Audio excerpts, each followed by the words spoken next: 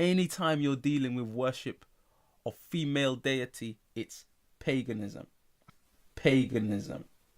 Paganism. For those in the bondage of racism, we need freedom,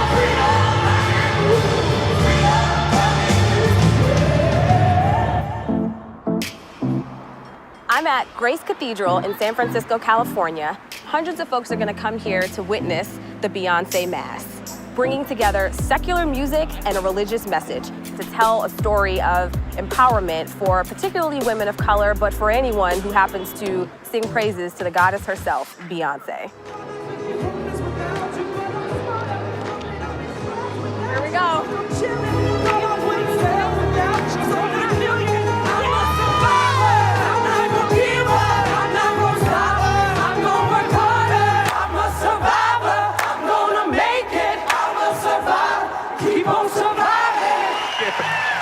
Y'all, I'm out of breath because we sang Beyonce in church.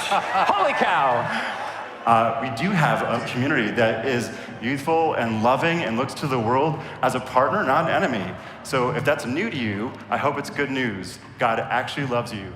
What can you tell me about the progressive nature of Grace Cathedral?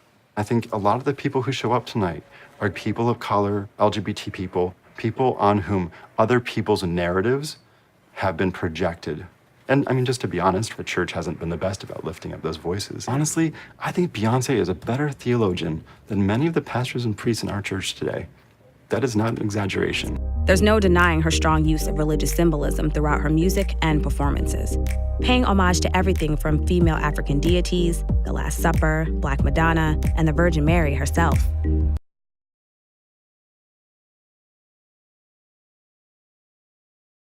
I spoke with Reverend Yolanda Norton, Beyonce fan and organizer of the event, to find out where the idea came from to mix Beyonce with the Bible. The event was born out of a class that I teach called Beyonce in the Hebrew Bible. So I walked them through this process of thinking about how the music of Beyonce helped us have conversations about Black women and how we worship and our spirituality. So talk me through how you analyze a song like Flaws and All for your students. She has this ambiguous audience, right, in the song. Maybe it's Jay-Z, maybe it's her fans.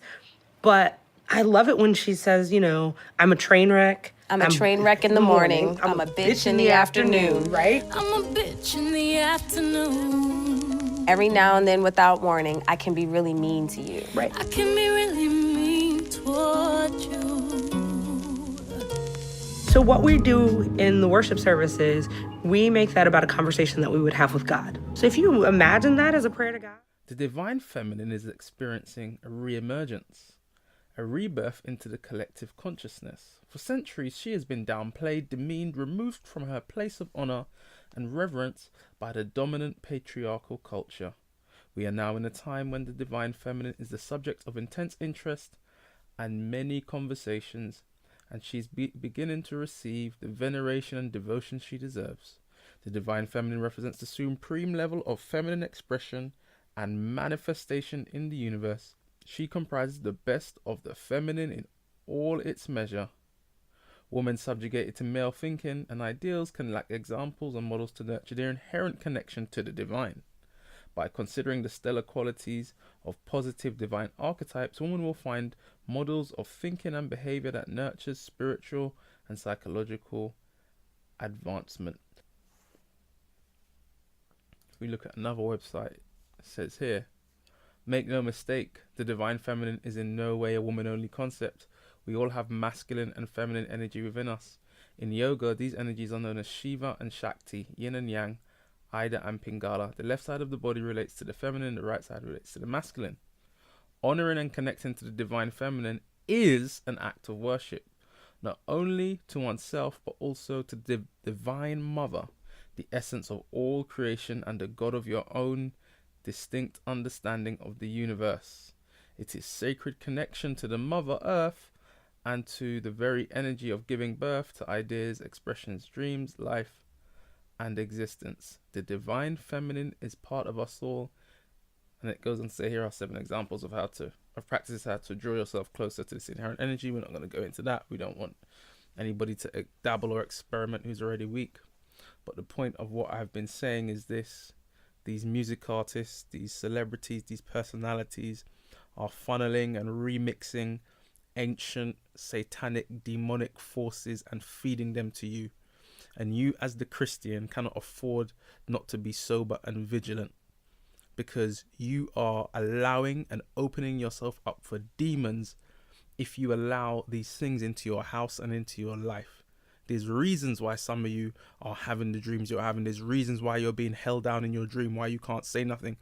It's not sleep paralysis. It's not this stupid scientific explanation. These are spirit beings holding you down because you've allowed these things to enter into your consciousness, into your psyche, into your house, because of the music you're listening to, some of the TV shows you're watching.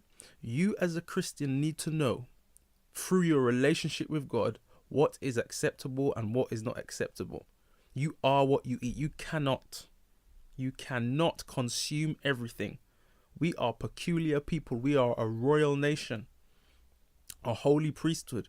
We are put here on earth to show forth the praises of God. We are supposed to be an example to the nations. We cannot be involved in everything.